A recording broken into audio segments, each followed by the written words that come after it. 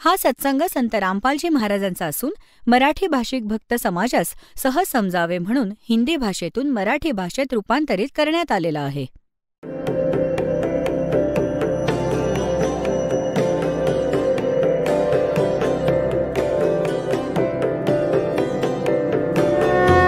और ज्ञान सब ज्ञान डी कबीर ज्ञान सो ज्ञान और जैसे घोड़ा तोब कायम करता चले मैदान.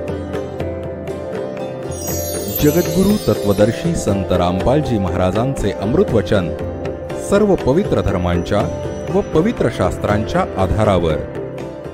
कारण या ज्ञानाने तुमच्या आत्म्यात असे दृढनिश्चय नक्कीच होईल की हे सुख मग भले राष्ट्रपती व्हाल, भले प्रधानमंत्री व्हाल आणि भलेही आपण कोणते देवपद प्राप्त करू, तुमचा आत्मा धिक्कारेल त्याला. तर कबीर साहेबांच्या बरोबर न जाता आल्याने काही चांगले आत्मे आहेत ज्यांना सारनाम प्राप्त झाले होते कोणत्या कलियुगात, तर ते पार नाही झाले. दुसऱ्या संस्कारांमुळे कोणत्या लोकात गेले, तर त्यासाठी परमात्मा म्हणतात शिवमंडल ब्रह्मापुरी, शिवमंडल ब्रह्मापुरी चाहे विष्णु लोक में हो, हमरे गुण भूला नहीं तो आण छुटाऊं तो.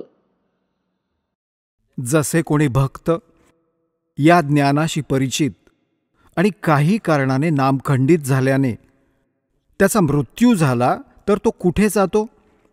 तुम्हाला प्रथम मंत्रात श्री ब्रह्माजी, श्री विष्णूजी, श्री शिवजी, श्री गणेशजी आणि श्री दुर्गाजी इत्यादी या देवांचे ते मूळ मंत्र दिले जातात, ज्यामुळे तुम्हाला खूप लाभ मिळणार आहे.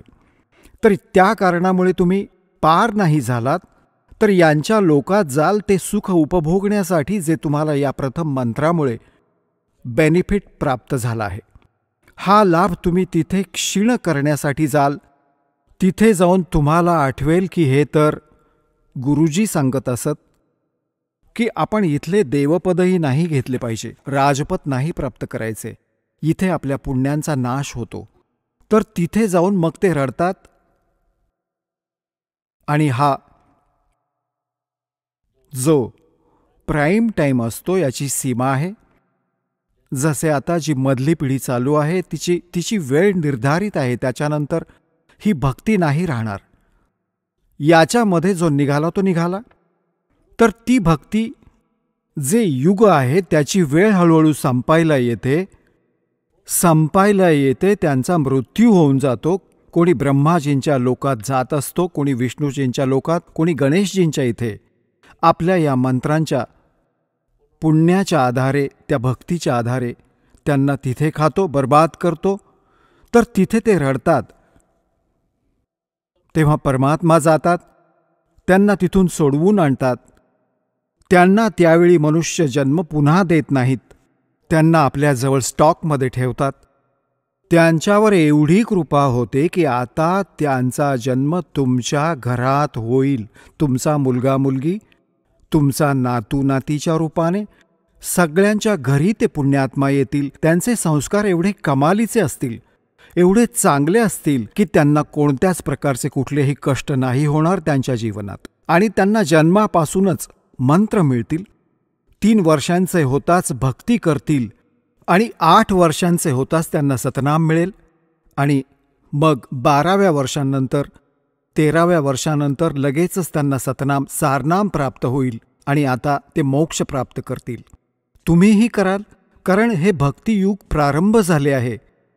आणि एकतर याच जन्मी पार व्हाल. बघा, प्रयत्न करा की याच जन्मी पार व्हाल. नंतर म्हणालात तर तसंच राहील. नेक्स्ट लाईफचे नेक्स्ट जीवन ही स्वप्नात सुद्धा इच्छा बाळगू नका. तरीही कोणत्या कारणाने पाय घसरलाच तर मग तो लगेचच मनुष्य जीवन प्राप्त करून लगेचच भक्ती मार्गाला लागतो. आता पुण्यात्म्यांनो, बघा, आता तुम्ही भक्ती आणि अध्यात्म मार्गाशी परिचित नाही आहात.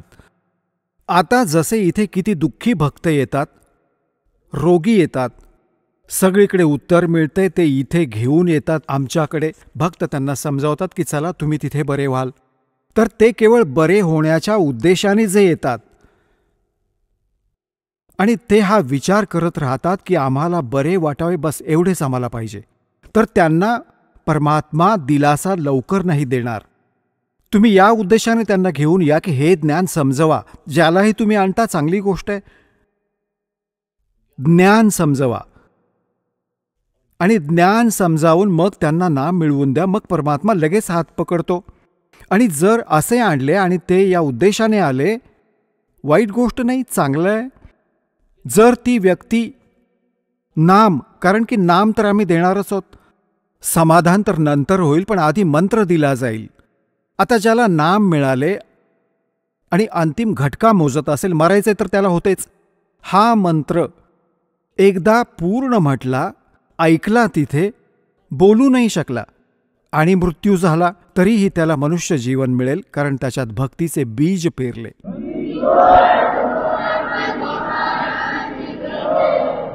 आपले असंख्य जन्म झाले, जन्म घेत आणि मरत, धक्के खात, आणि आता मनुष्य जीवन प्राप्त होईल लगेचच. 10व्या महिन्यात इथे सतलोक आश्रम बरवालामध्ये येईल आणि मग त्याचे आयुष्य पुन्हा सुरू झाले.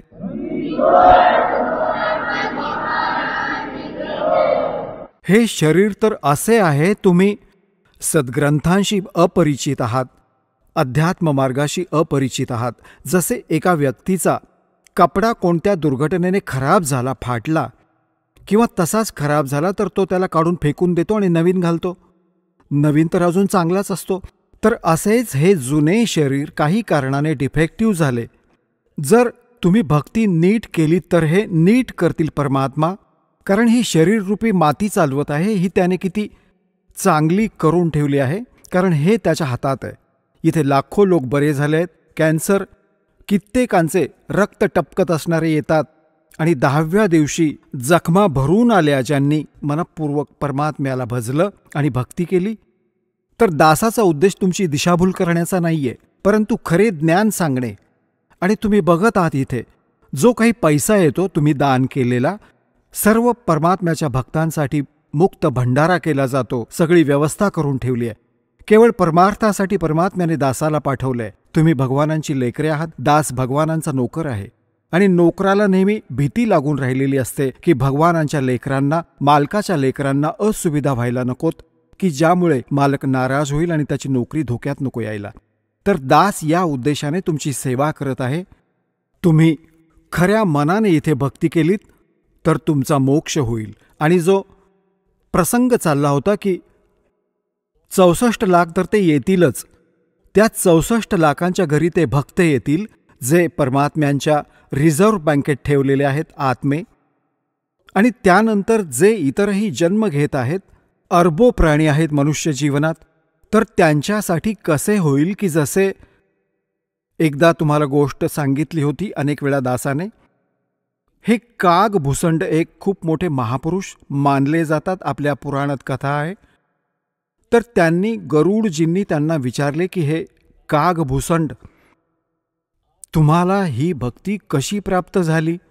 तुमचा आत्मा किती शांत आहे, तुमचे किती दीर्घायुष्य आहे, तुम्हाला ही उपलब्धी कशी प्राप्त झाली? तर काग भुसंडने सांगितले. आपले इथे संक्षिप्त रूपात सांगेन.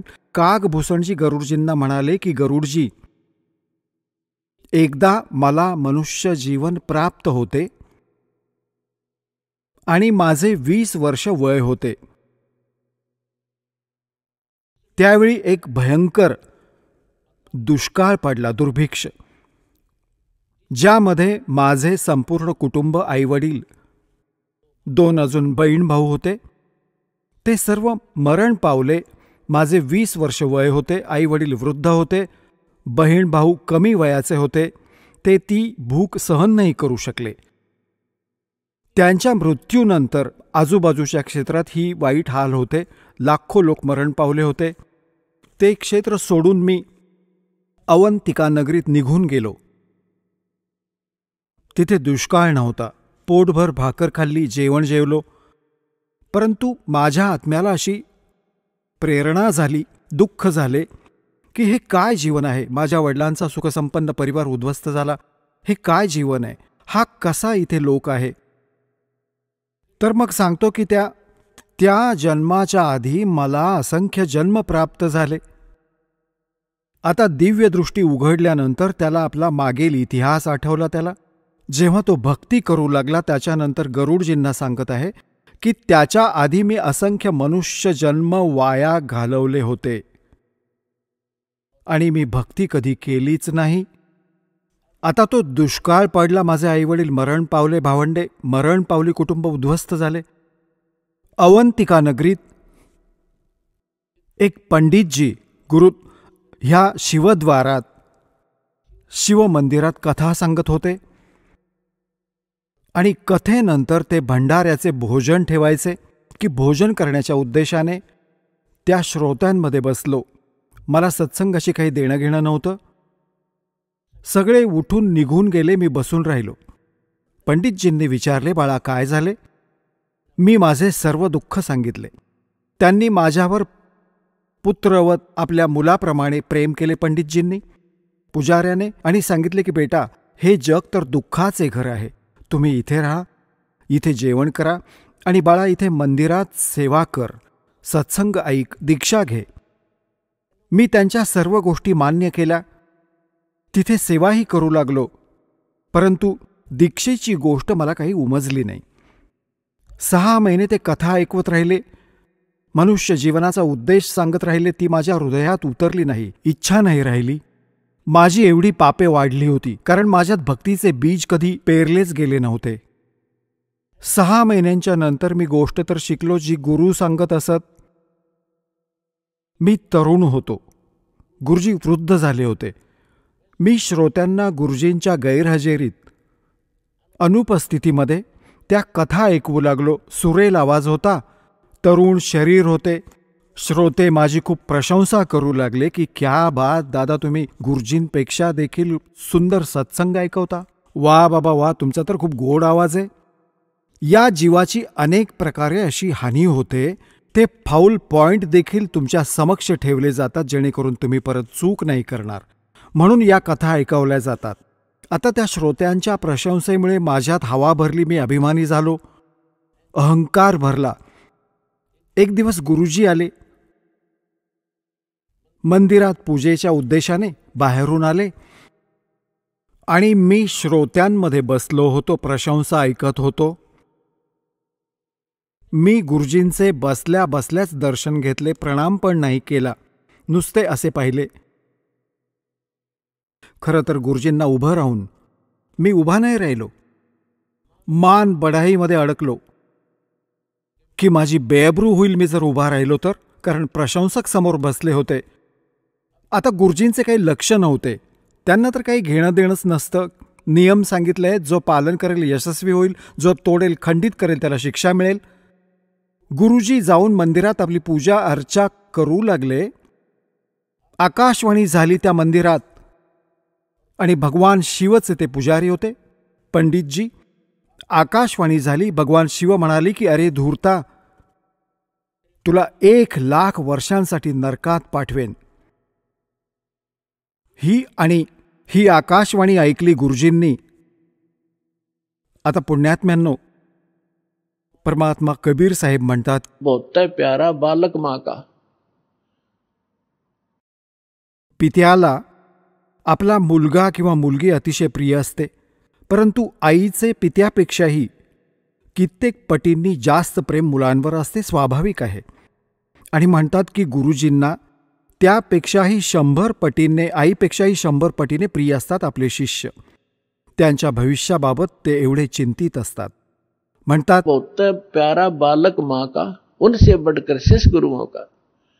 तर इथे गुरुजींनी जेव्हा ऐकले की काग भुसंडला, त्याचे नाव काही वेगळे होते, की भगवान शिव कसे नाराज झाले या बालकावर, काय चूक केली, ते अचानक पूजा सोडून आले की बाळा काय चूक केलीस तू, आता क्षमा याचना कर. रे बालक, दर शिव का ध्याना, ताते बक्षे तेरे प्राणा. तर त्याने विचारले.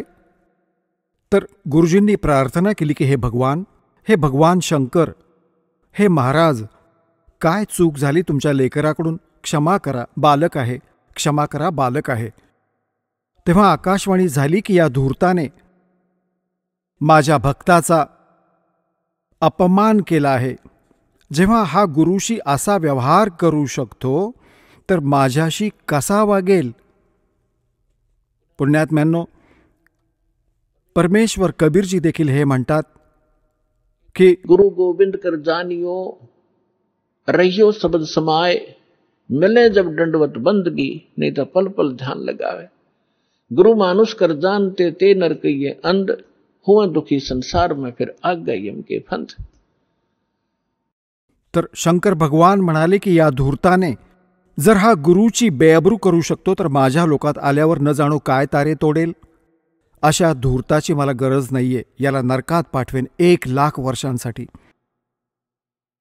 आता गुरुजींनी परत अनेक तास प्रार्थना केली की तुमचे लेकरू आहे, लहान आहे, क्षमा करा दाता, काही सौम्य शिक्षा करा याची।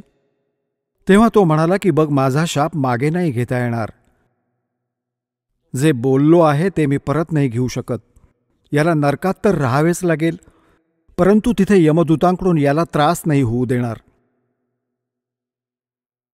आता काग भूसंड म्हणतो की माझा काही काळानंतर मृत्यू झाला, मला 1,00,000 वर्ष नरकात राहावं लागलं, परंतु तिथे यमदूताने भगवान शंकरांच्या आज्ञेमुळे मला कष्ट नाही दिले, परंतु राहावे लागले नरकात। आता उदाहरणादाखल दास तुम्हाला सांगत आहे की जसे कोणी वर्तमान सरकारातील मंत्री आहे आणि मंत्र्याचा कोणी मित्र आहे, त्याला काही कारणाने जेल झाली तर तो मंत्री त्याला जेलमधून नाही सोडवू शकत। तिथल्या कर्मचारी अधिकाऱ्यांना जेल सुप्रिंटेंडंटला सांगेल की याला काही म्हणू नका आणि राहील जेलमध्ये, परंतु तिथे त्याला शिक्षा कोणतीच, त्याला त्रास नाही काही देणार।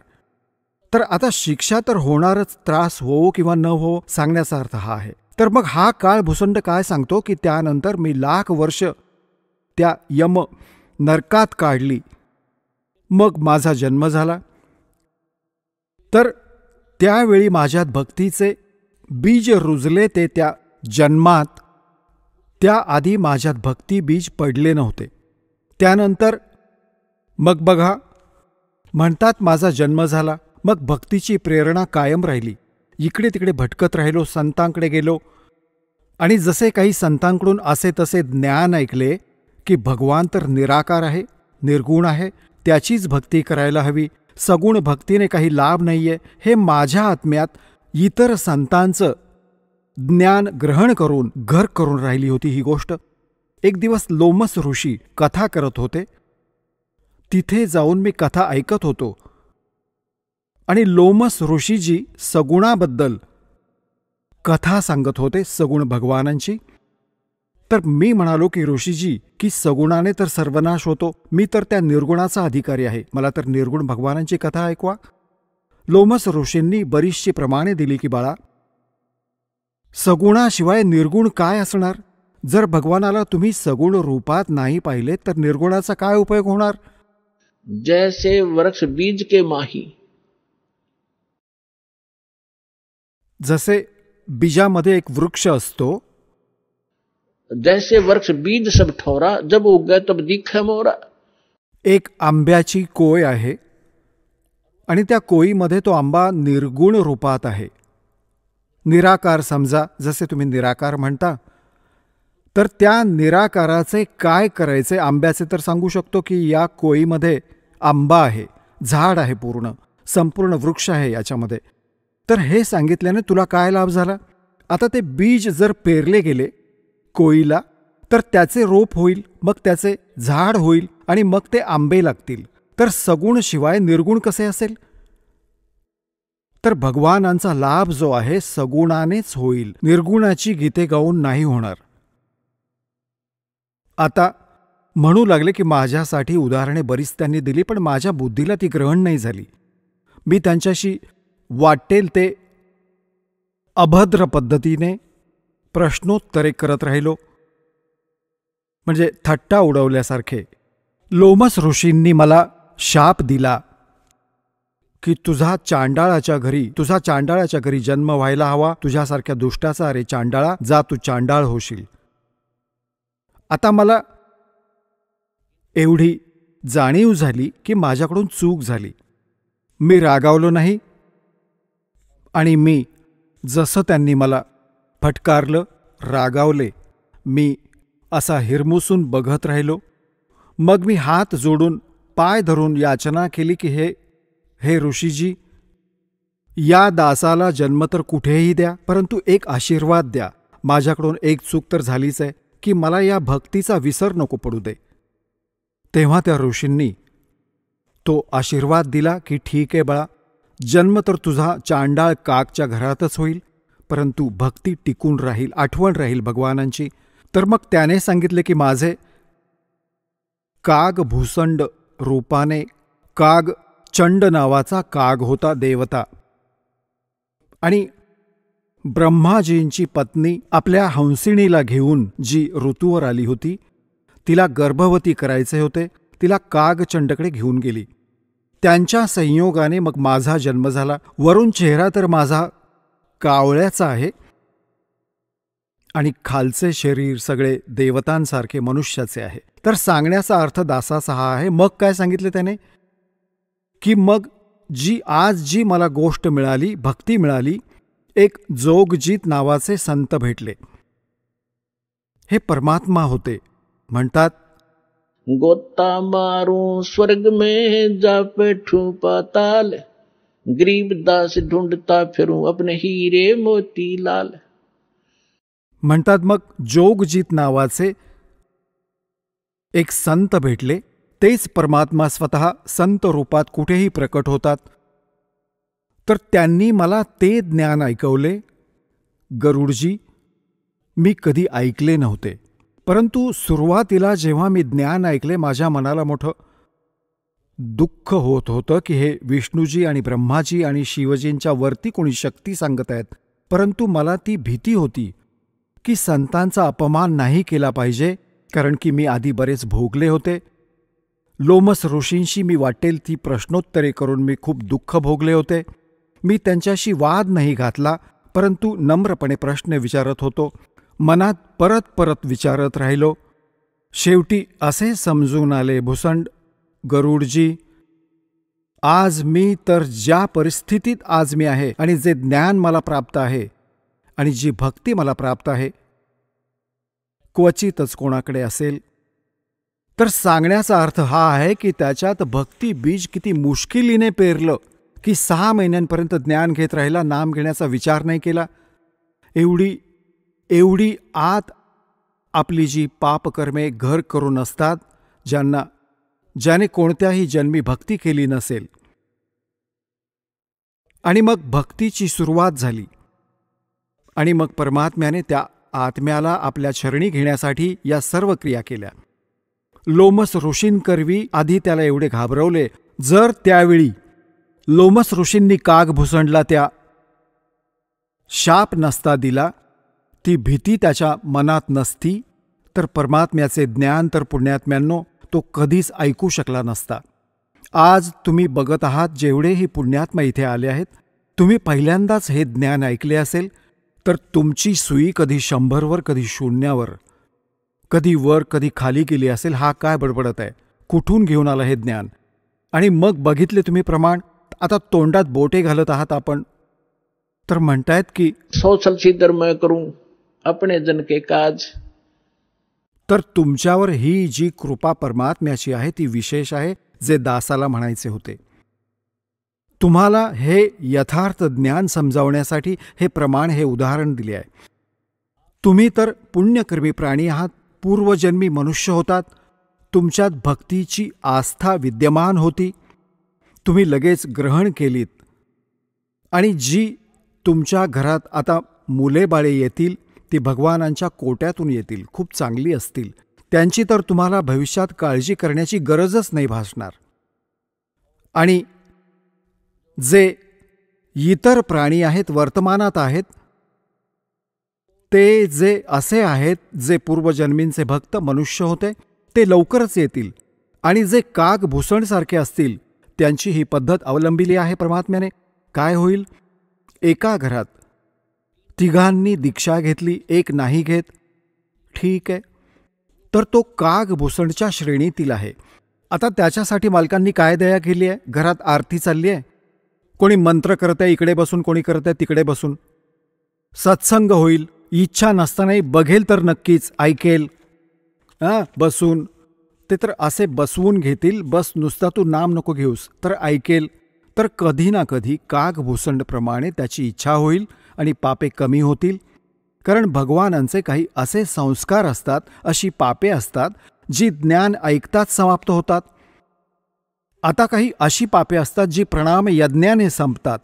जसे समजा कपडे मळले, अशीच काही धूळ माती लागली आहे, झटकला, स्वच्छ झाला. थोडी अजून घाण लागली असेल तर असे पाण्यातून बाहेर काढला तरी स्वच्छ झाला. अजून जास्त मळला असेल तर साबण वापरावा लागतो. अजून जास्त कुठे डागाळला असेल तर ड्रायक्लीन करावा लागतो. तर ते तेव्हा स्वच्छ होतात. आपल्या युगानुयुगे अंतःकरणावर मोठे डाग लागले आहेत. अंतःकरणात आपल्या पाप जमलेला आहे. तर त्या पापांचा नाश करण्यासाठी या सर्व प्रक्रिया इथे केल्या जातात. 5ही यज्ञ करून घेतले जातात तुमच्याकडून. एक यज्ञ आहे धर्माचा. काही अशी पापे असतात जी धर्म केल्यानेच क्षीण होतात. एक यज्ञ आहे धर्माचा, दुसरा यज्ञ आहे ध्यान. परमात्म्याचे चिंतन म्हणजे ध्यान. त्याची एक ओढ लागावी, त्याची एक वेगळी आठवण बनून राहावी, त्यालाच ध्यान म्हणतात. आणि तिसरा यज्ञ आहे हवनाचा. इथे एक ज्योती यज्ञ केला जातो, ज्योती हवन केलं जातं, करवून घेतला जातो. तिसरा यज्ञ आहे हवनाचा. चौथा यज्ञ आहे प्रणाम. दंडवत प्रणाम करून घेतला जातो, ज्यामुळे अहंकार नाश पावतो. आणि काही पापे या प्रणाम यज्ञानेच नाश पावतात. आणि 5वा यज्ञ आहे ज्ञानाचा. हे ज्ञान ऐकल्याने, कथा ऐकल्यानेही तुमची अनेक पापे क्षीण होतात. आता ज्या व्यक्तीशी तुम्ही सुरुवातीला चर्चा करता परमात्म्याची, तर तो नाही ग्रहण करत, उठून चालू लागतो. कबीर साहेब म्हणतात, कबीर पिछले पाप से हरि चर्चा ना सुहावे, और कै ऊंग कै उठ चले ना और बात चलावे. जसे एखाद्या कर्महीन प्राण्याशी, संस्कारहीन प्राण्याशी तुम्ही भगवानांची चर्चा करू लागता, आणि तो तुमचा खास मित्रही असेल, खास नातलगही असेल. आता तो असा तसा माणूस असेल तर 2 गोष्टी ऐकूनच उठून जाईल. ठीक आहे, मी परत येईन, मला जरुरी काम आहे. कारण त्याला ते आवडत नाहीये, त्याला रुचत नाहीये. आणि कोणी असा मित्र असेल की जो उठू नाही शकत, झोप यायला लागेल, असा पेंगू लागेल थोड्याच वेळात. किंवा मग कोणी विषय बदलेल की ऐक, माझं म्हणणं ऐक, इकडे असं होतं, तिकडे ते होतं, तिकडे जायचंय, तिकडे येशील. ते ऐकणं तो ऐकूच नाही शकत, कारण त्याला ते आवडत नाहीये. तुलसीदासजी म्हणतात, तुलसी पिछले पाप से हरिचर्चा ना भावे. भावे म्हणजे आवडत नाहीये. जसे म्हणतात ना, मला पोळी नाही आवडत, मला नाही आवडत. तुलसी पिछले पाप से हरिचर्चा ना भावे, और जैसे जवर के वेग से भूख विदा हो जा. आता ज्या व्यक्तीला ताप आला असेल, ज्वर आला, मलेरिया, तर त्याला ना कोणताही पदार्थ आहे तो कडू लागतो, जाणवतो. जसे पोळी खाल्ली, एक कण, एक घास नाही खाऊ शकत, तो कडू लागतो, थुंकावंसं वाटतं. ना काजू खाऊ शकतो, ना बेदाणे खाऊ शकतो. मनुक्याच्या दाण्याला सुद्धा कडू म्हणतो. आता पुण्यात्म्यांनो, ना मनुका दाणे कडू आहे, ना ते जेवण कडू आहे, ना खीर कडू आहे. कडू काय आहे की त्याच्या तापाने, ज्वराने, टेम्परेचरने त्याच्या शरीराची व्यवस्था एवढी बिघडवली की त्याला गोड वस्तूही कडू लागत आहे. आता त्याची ट्रीटमेंट काय आहे, त्याचा पर्याय काय आहे की त्या मलेरिया तापाला नमवावं लागेल. ताप उतरल्याशिवाय गोष्टी चविष्ट लागणार नाहीत. आता पोळी कडू लागत आहे, मनुक्याचा दाणा कडू लागत आहे, तर त्याची ट्रीटमेंट काय? कडू गोळीच घ्यावी लागेल, कुनींची. आता इच्छा नसतानाही घ्यावी लागेल, आणि ती खाल्ल्याने मग तो ताप बरा होईल. जेव्हा ताप उतरेल आणि मग बघा सुकी पोळी भाजी सोडा, जेव्हा भूक लागेल घरचे म्हणतील भाजी बनवू, नाही पोळी दे पटकन, भाजी तर नंतर बघेन. आणि आधी सगळे काही वाढून पुढे ठेवत होते तरी खायची इच्छा होत नव्हती. अगदी तशाच प्रकारे जे पहिल्यांदा ज्याच्यावर परमात्मा कृपा करतात कोणत्याही कारणाने, कोणत्याही माध्यमातून सत्संग ऐकवण्याची, तर ती अशी व्यक्ती आहे ज्याची पूर्व पापकर्मे बरीच वाढली आहेत. तर त्याच्या आत्म्यामध्ये त्या तापामुळे ती गोड वस्तू परमात्म्याची चर्चा ग्रहण करण्याची ती व्यवस्था नाही आहे, ती खराब झाली आहे. तर त्याच्यासाठी काय मार्ग आहे की नाही आवडले तरी सत्संगामध्ये बसून राहायचे आणि ऐकतच राहायचे, जसे कसेही ऐकत असेल, मग ते आवडो किंवा न आवडो. तर त्या परमात्म्याच्या वचनात, परमात्म्याच्या वाणीत एवढी शक्ती आहे की त्याने नाही ऐकले, अगदी तो तसाच बसून राहिला आणि भले तो झोपून जरी गेला, जेथे आरती चालली आहे बाहेर, जसा कोणी झोपला, झोप आली, चला पडूया, सत्संग चालू आहे तर बसला, बसून राहिला, भले काहीही विचार करत असेल, ऐकत नाही आहे, भले दुसऱ्या खोलीत बसलेला असो आणि कानावर पडत असेल, तर तिथेही परिणाम करेल ही वाणी. त्याच्या शरीरातील पापांना, अंतःकरणातील ती पापे नष्ट केली जातील, नष्ट होतील, जी ज्ञान यज्ञाने कापली जातात. आता जसे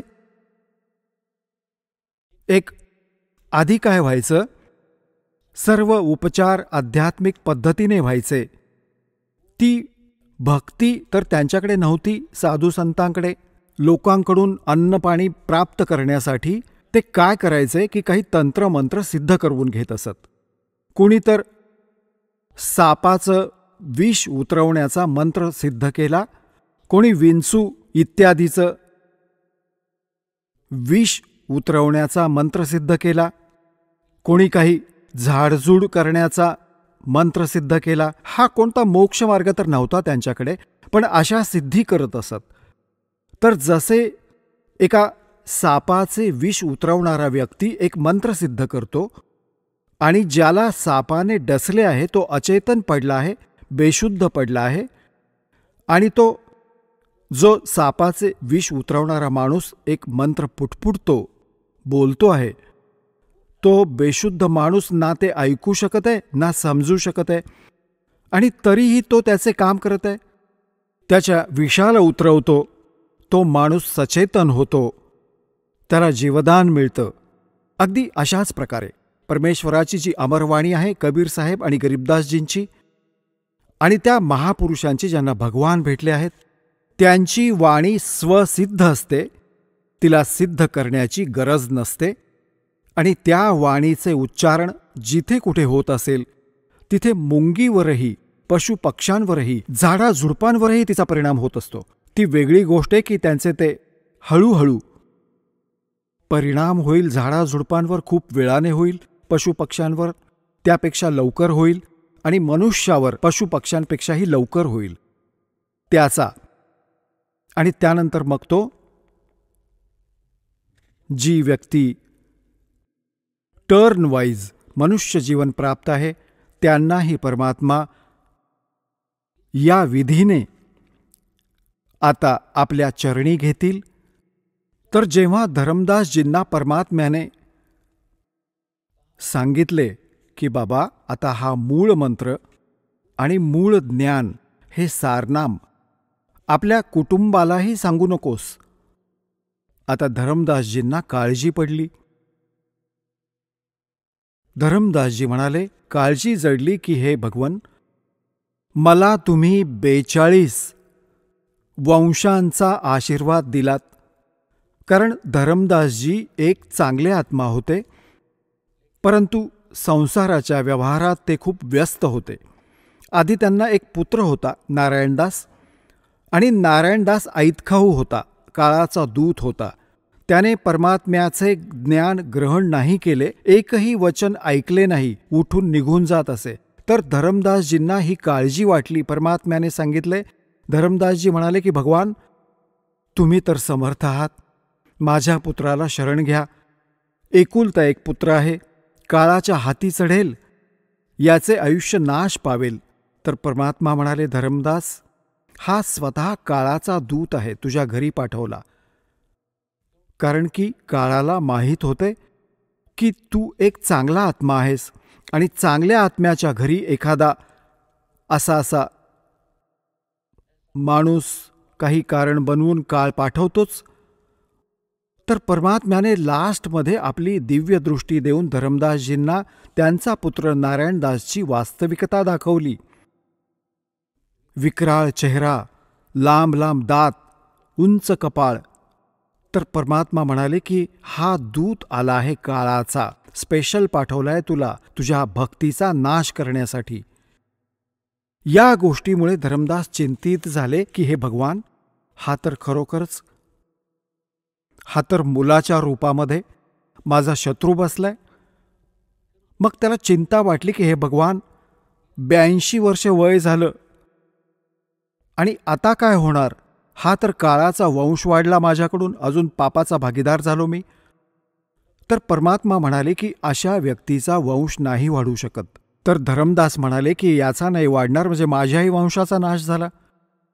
हे भगवान, आता काय होणार, माझं काय होणार, माझा वंश कसा वाढणार. तेव्हा परमेश्वर म्हणाले की तू चिंता नको करूस, तुला 42 पिढ्या दिल्या मी, तुझा 42 पिढ्या वंश वाढेल. तेव्हा धरमदासजी म्हणू लागले या काळाचा वंश वाढणार भगवान, यापेक्षा न वाढलेला बरा.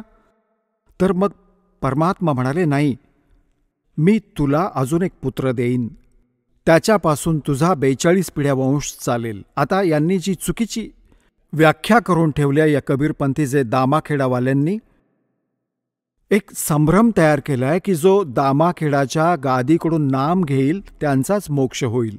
कबीर साहेबांनी 42 पिढ्यांना आशीर्वाद देऊन ठेवलाय. 42 पिढ्यांना नाम देण्याचा आशीर्वाद दिला नसून धरमदासांची काळजी दूर करण्यासाठी असे म्हणाले होते की तुझा 42 पिढ्या वंश वाढेल, वंश चालेल आणि मोक्ष त्यालाच मिळेल जो सद्भक्ती करेल आणि पूर्ण माझ्या अधिकारी संतांकडून घेईल.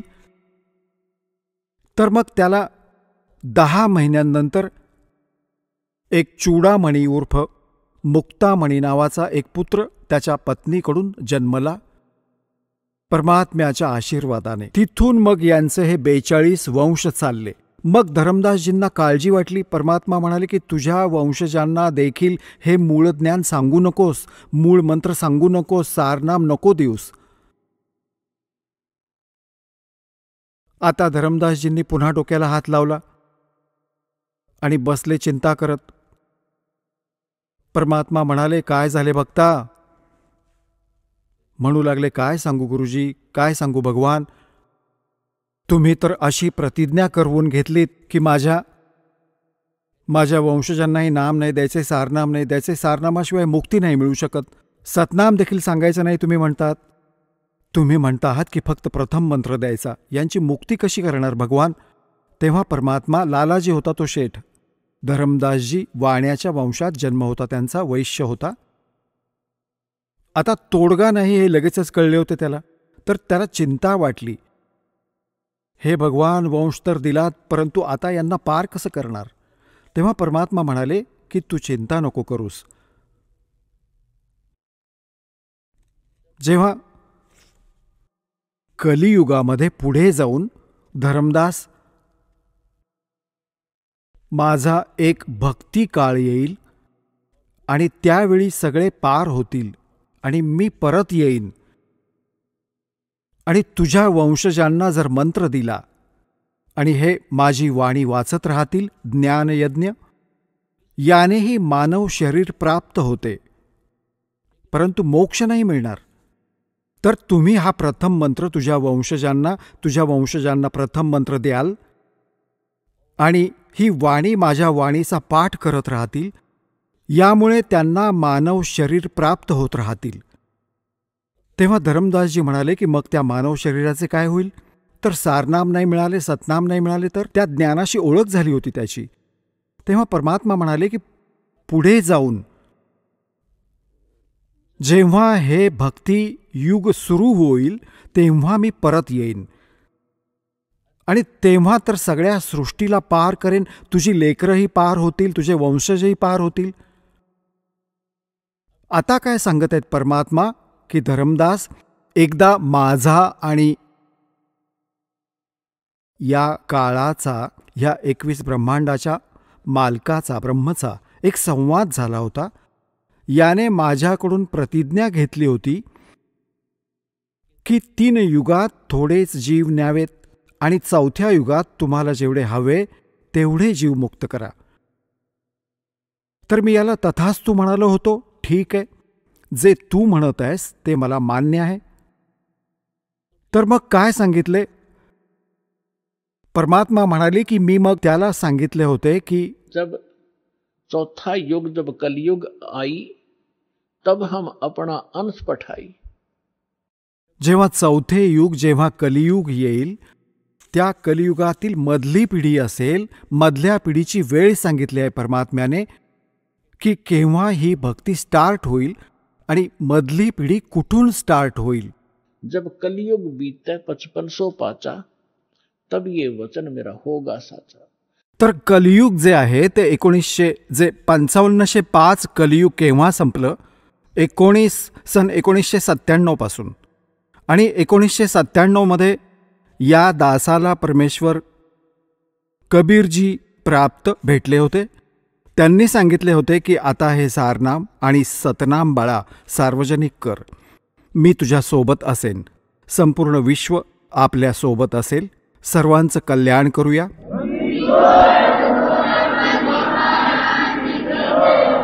तर परमात्मा धरमदासजींना म्हणाले होते की धरमदास, काळाशी माझा संवाद झाला होता. तेव्हा मी काळाला म्हणालो होतो की विनती तोर मान में लीनी, की जी तू विनंती केली आहेस काळ की 3 युगात जीव नका घेऊन जाऊ, 4थ्या युगात 3 युगात थोडे जीव घेऊन जावेत. चौथा युग जब कलयुग आवे, तब तब शरण जीव बहु जावे. ऐसा वचन हर मोय दीजे, तब गमन संसार ही कीजे. तेव्हा परमात्मा म्हणाले होते विनती तोर लीन में मानी, और मोकू ठगे काल अभिमानी. मग परमात्मा म्हणाले की चौथा युग जब कलयुग आई, तब हम अपना अंश पठाई. जेव्हा 4थे युग कलियुग येईल तेव्हा मी माझा अंश माझ्या प्रिय आत्म्याला पाठवेन. आता त्याला हे सांगितले की मी येईन, असा येईन, ते काळ समजू शकत नव्हता. त्यामुळे परमात्मा म्हणतात, सो छल छिद्र मैं करूं अपने जन के काज. तर काय सांगितले होते की चौथा युग जब कलयुग आई, तब हम अपना अंश पठाई. काल फंद छूटे नरलोई, काळाचा फास, काळाचे बंधन, छूटे नरलोई. सर्व नरनारींचे हे बंधन तुटेल आणि सकल सृष्टी परवानिक होई. पूर्ण विश्व मंत्र घेईल. परवानिक म्हणजे दीक्षित होईल.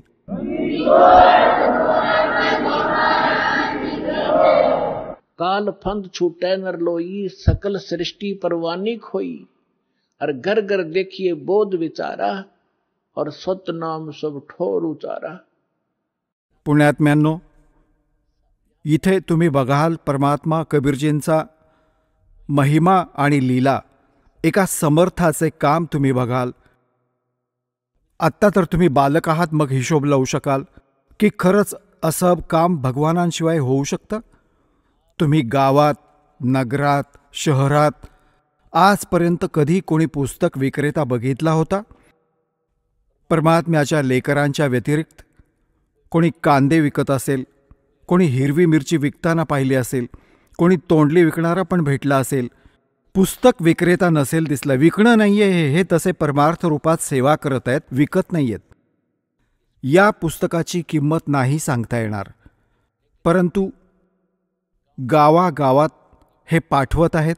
तर परमात्म्याचा आदेश आहे हा, आणि घेणाऱ्यांची ही कमी नाही. परमात्म्याच्या लेकरांना परमात्माच प्रेरणा देतो की बघतील वाचून यात काय लिहिलं आहे. एकदा वाचलं तर त्यात सर्वच लिहिलं आहे.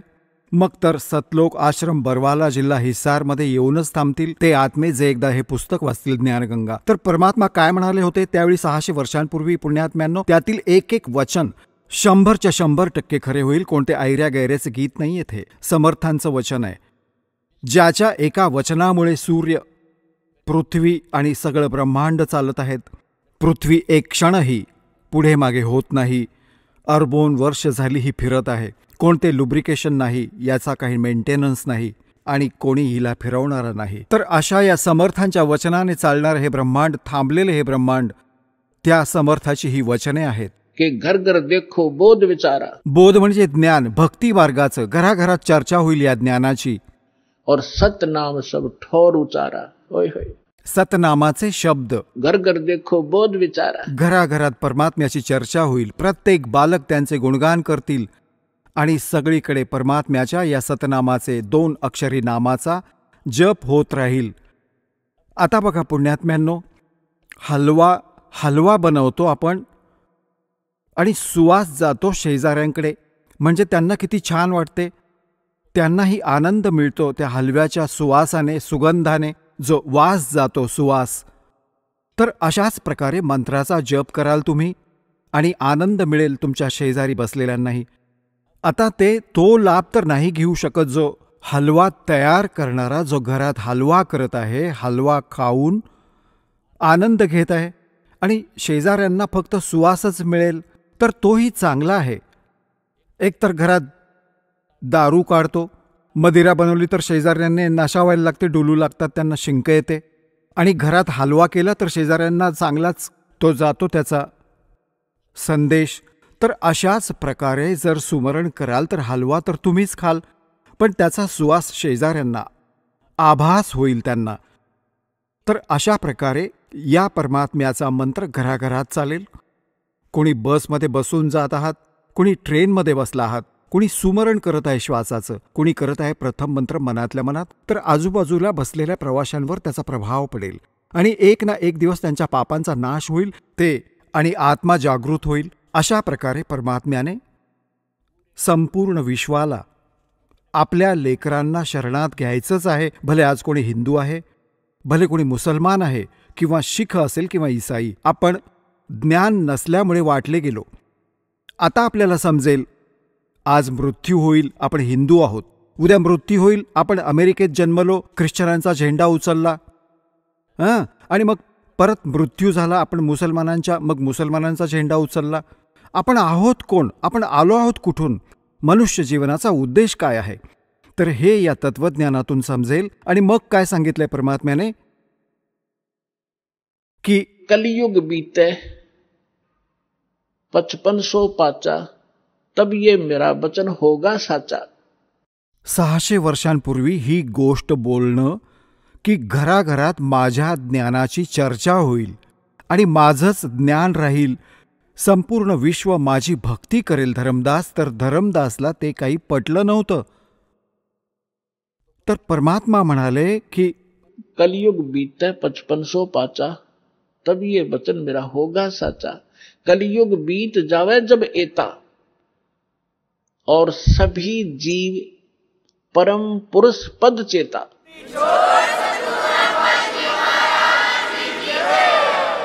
चला आता आपण त्या श्रद्धाळूंचे अनुभव जाणून घेऊयात, ज्यांनी जगद्गुरू तत्वदर्शी संत रामपालजी महाराजांकडून दीक्षा प्राप्त केलेली आहे, तसेच त्यांच्याद्वारा सांगितलेल्या भक्ती मार्गावर चालत आहेत. नमस्कार. सतसाहेब भगतजी. आपलं नाव? सतीश रामदास भिल. आपण कुठून आलात?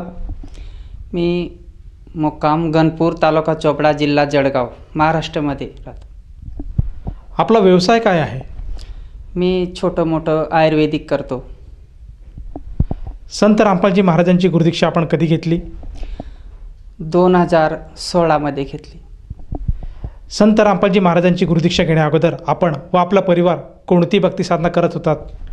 मी सगळे जी आमची परंपरा, देवी देवतांची भक्ती, जे खंडेराव महाराज म्हणून इथं आमचे कुळदेवता आहेत त्यांची भक्ती, कालिकाई त्यांची भक्ती करत होतो. भोलेनाथची भक्ती खूप, माझी पत्नी पण, ते पण, पुरं परिवार, पुरी फॅमिली खूप भक्ती करायची. देवी देवतांची, दुर्गादेवींची भक्ती, गणेशजीची भक्ती, हे आम्ही सगळे जे आमचं आई वडील सगळे तेच भक्ती आम्हाला दाखवले, तेच भक्ती आम्ही करत राहिलो. सर, आपण जसं सांगत आहात की महाराष्ट्रामध्ये जी पारंपरिक भक्ती साधना आहे तीच भक्तिविधी आपण करत होतात. तर संत रामपालजी महाराजांच्या मार्गाबद्दल किंवा त्यांच्या ज्ञानाबद्दल आपल्याला कशी माहिती मिळाली आणि आपण संत रामपालजी महाराजांशी कसे जोडल्या गेलात? मला एक ज्ञानगंगा पुस्तक मिळालं, माझ्या मित्राकडे आलं होतं ते. त्यानंतर आम्ही ते ज्ञानगंगा पुस्तक पाहिलं. त्याच्यामध्ये संत रामपालजी महाराजांचा फोटो होता आणि असं कबीर साहेबांचा फोटो होता. अगोदर मी भजन वगैरे पण म्हणायचो. त्यानंतर मी कबीर साहेब 600 वर्षपूर्वी आले होते हे मला माहिती होते आणि कबीर साहेबांचे दोहे, कबीर साहेबांचे भजन खूप आवडायचे मला. म्हटलं कबीर साहेब कोण आहेत नेमकं, असं काहीतरी वाटायचं आहे की भगवान असतील की कोण असतील नेमकं, काही मला उमजायची नाही ती गोष्ट. तरी आम्ही देव आदी देव महादेवलाच जास्तीत जास्त आम्ही मानायचो. त्यानंतर म्हटलं स्वयं महादेव हा ध्यान लावून बसला आहे तर कोणाचा ध्यान लावून बसला आहे. त्यानंतर माझं काहीतरी डोक्यात आलं की खरंच काहीतरी बात आहे. त्यानंतर ज्ञानगंगा पुस्तक आम्ही वाचलो, पाहिलो की खरंच कबीर भगवानच भगवान आहे इथं आणि कबीर भगवान हरयुगामध्ये येतात हे पण मी काही काही ग्रंथामध्ये पाहिलं होतं. त्यानंतर मी संत रामपालजी महाराजांना मतलब आता कसं नामदान जळगावला गेलो, नामदान केंद्रावर गेलो. तिथं नामदान आमचे गावाचे काही पोरं आहेत ते पण सगळे आम्ही गाडी करून गेलो आणि तिथं नामदीक्षा घेतली. सर, जसं तुम्ही सांगत आहात की संत रामपालजी महाराजांचं ज्ञानगंगा हे पुस्तक आपण वाचलं आणि त्यातनं आपल्याला असा बोध झाला की आपण संत रामपालजी महाराजांची नामदीक्षा घ्यायला हवी. त्या अनुषंगाने आपण संत रामपालजी महाराजांची नामदीक्षा घेतली.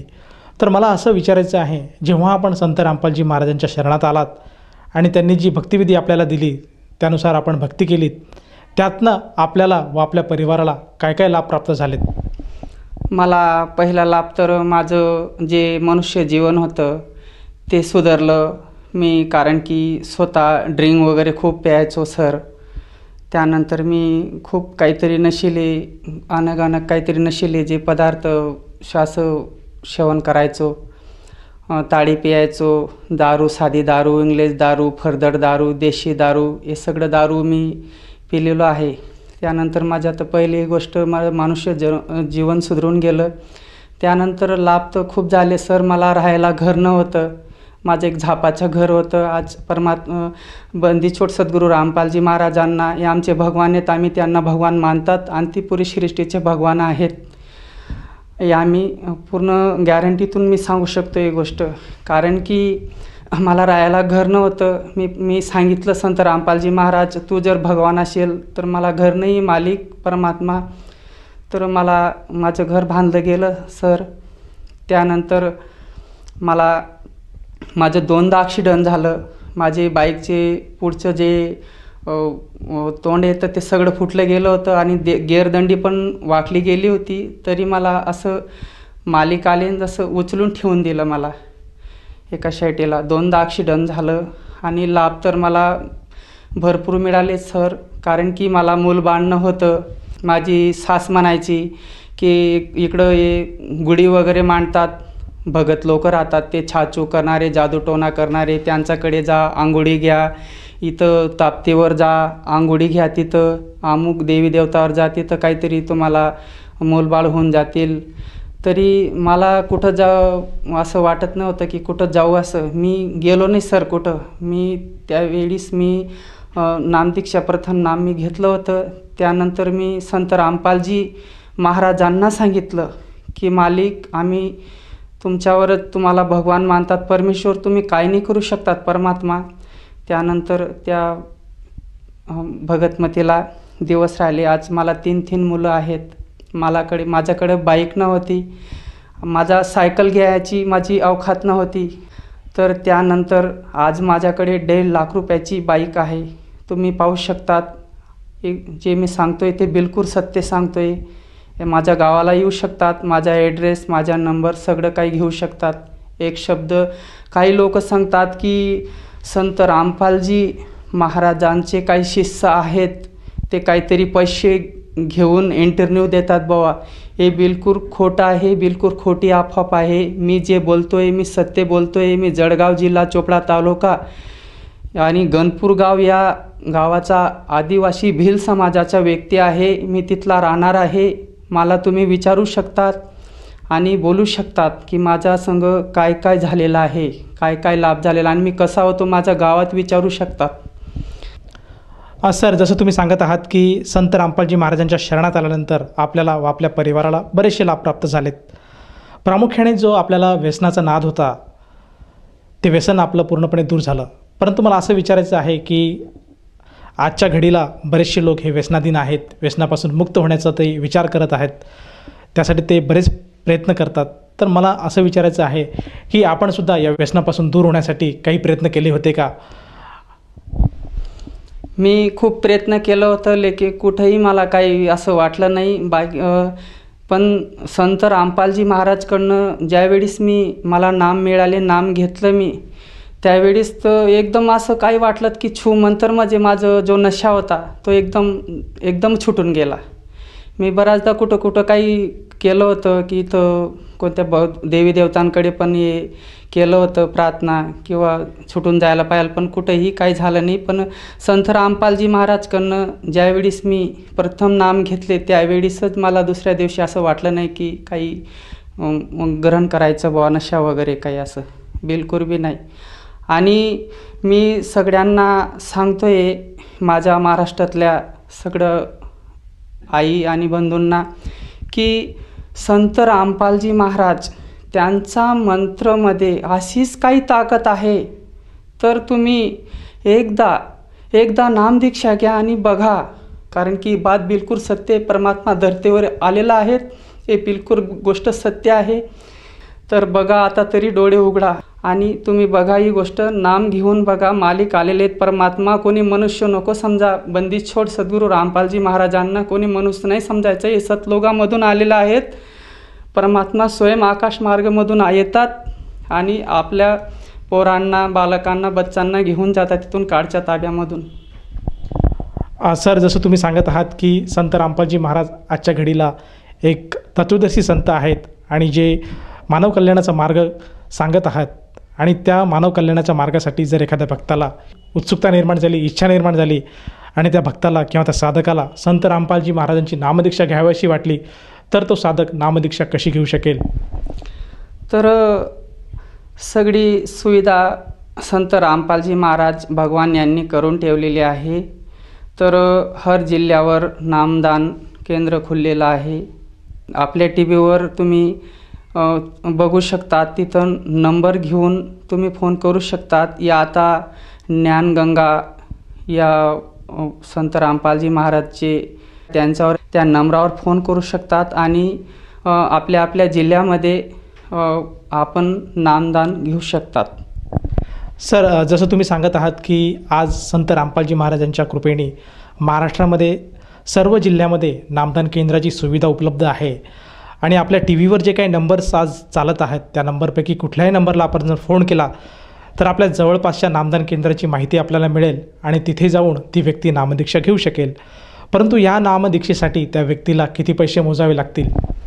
बिलकुल तिथं निशुल्क काही पैसे वगैरे लागत नाही. बिलकुल काही पैसे लागत नाही, 1 रुपया लागत नाही तिथं. धन्यवाद सत साहेब.